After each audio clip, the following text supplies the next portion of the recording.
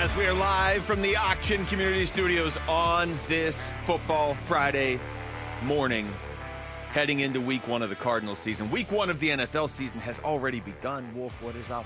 What is going on, Luke? And, oh, by the way, what are you going to do about it? What are you going to do about it? What are you going to thrash your arms and scream and act? No, you know what? You're going to walk through it with a square jaw and the shoulders back. Isn't that right? Ugh. By the way, that was also one of the greatest things about playing the game of football was you could just growl, basically, at anybody. Oh! Don't you kind of do that here, too, And, sometimes? you know, I do, as a matter of fact. It's one of the things, and I thank you, Lord God, for the blessing you have given me that I get to put these headsets on.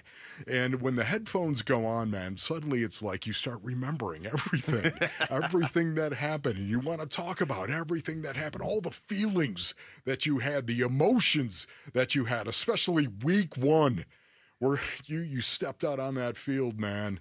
And a lot of the time, you didn't know what to expect.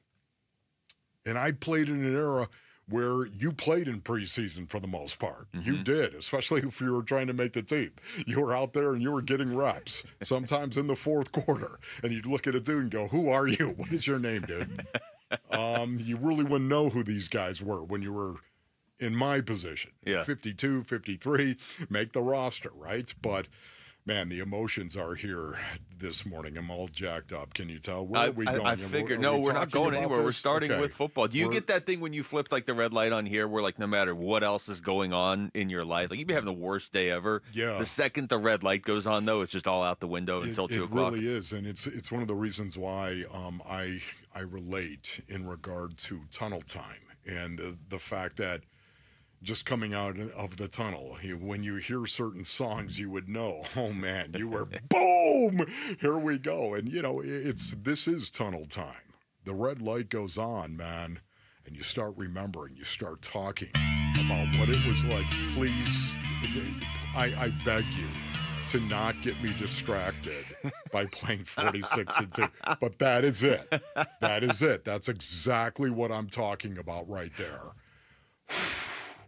Breathe in and breathe out. Do I need to be concerned that you're going to get so distracted that you miss your flight today? Because you do have to fly to Buffalo here shortly. I don't do that. Don't do that. Okay, we get it, Mel. This is what brings it out. This is it right here. It's tunnel time. There's no doubt about it. But it fills me with an expectation. All those songs that you just played, well, 2 of those songs, because you only played 2, okay? Those 2 songs right there, my goodness. All 2 of those songs. They speak to me in terms of football and playing the game of football.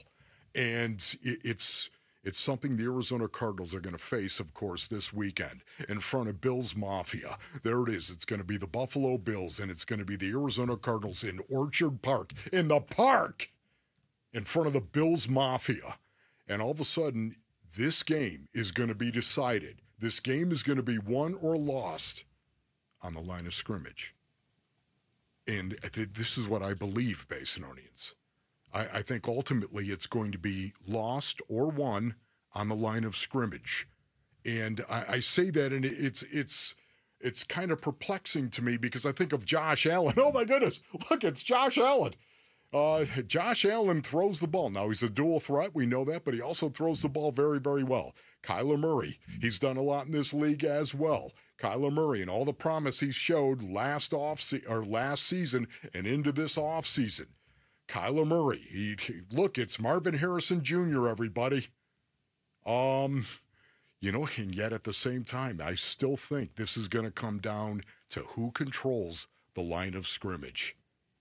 It's not always like that, Basinonians. It's not. It's a cliche that people, it's always whoever dominates the line. No, it is not always like that. It's who makes the most plays in a game. Offensively, defensively, and in transition, that you typically win the game. But having said that, never forget the line of scrimmage. The spread isn't about the line of scrimmage. It's not, which is why that pendulum has come back to the middle. because putting a quarterback under center is about the line of scrimmage.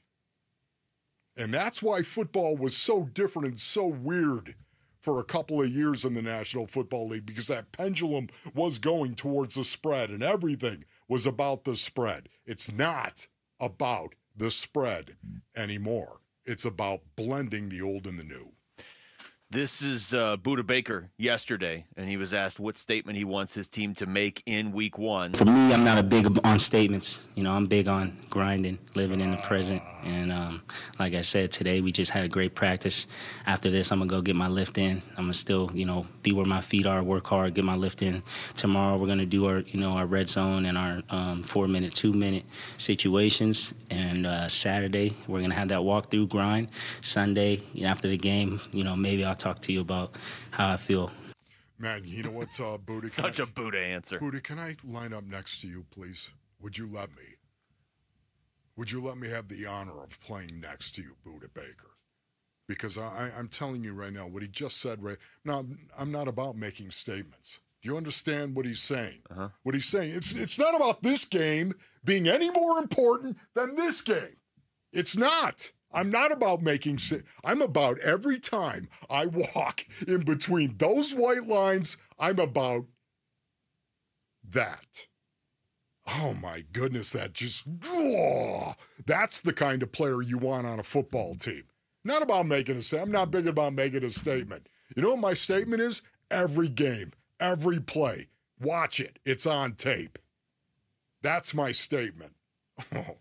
Dude. I thought you were breaking news for a second here that you were going to line up in the Cardinals secondary on Sunday. I was like, can we get Jalen Thompson on the phone for a second? I'm just trying to think of what position defensively could I actually have played. Maybe none, as a matter of fact. Maybe none. None. Well, I think fullback and being a fullback, except I was only 222 pounds. You got to remember, too, that's back when fullbacks, 245, 250. Well, now they're 300 apparently, depending which team you're talking about. This is, you talk about a great way to start the season potentially. I honestly believe either team could win this game. They could win by 1. They could win by 10. I don't want to do the thing where we go into it. It's like, the Cardinals are going to be so amazing this year. Buffalo lost 2, 3, 4, 5 players. They're not going to be any good. Like, Buffalo's good. Buffalo's a very dangerous team. Buffalo's at home. Could this game go sideways for the Cardinals? Yeah, it could. But I do think the Cardinals could also legitimately go in there. And even though Budda's saying he's not looking to make a statement, I think collectively as a team, you can. They could make it. Would it shock you if the Cardinals went in there and won by 13 on Sunday? It wouldn't shock me. No, it would not. Yet at the same time, can I just tell you, I love what you just said right there. Because you can collectively make a statement. You can. That should be your goal. But my young crunk brothers, don't make it your individual. I'm going to make a statement. Well, are you going to make a statement every day? Are you going to make a statement every game?